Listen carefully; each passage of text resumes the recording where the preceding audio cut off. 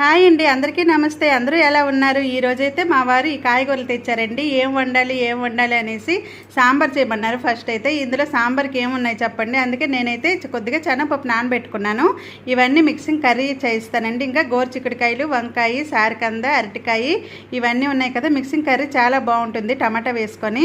ఇంకా మనం ఆడవాళ్ళకైతే రోజు ఏం కూర చేయాలి ఇదొక టెన్షన్ అండి. ఇంకా పనులతో పాటు ఇదొక టెన్షన్ అయితే ఉంటుంది. నాకైతే మా ఇంట్లో మాత్రం అలాగే ఉంటుందండి. మొత్తానికైతే ఇవన్నీ కలిపేసి చూసారా మిక్సింగ్ కర్రీ అయితే చేసేసాను. చాలా బాగుంటుంది. ఇంకా దీనికి చారు పప్పు నేను చేసుకోలేదండి.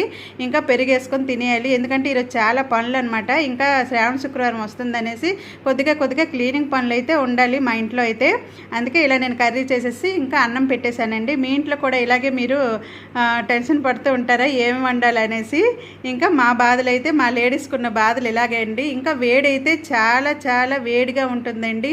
ఇంట్లో ఏ పని చేయాలంటే కుదరటం లేదు. వీడియో కనుక నచ్చినట్లయితే లైక్ చేయండి. Bye bye.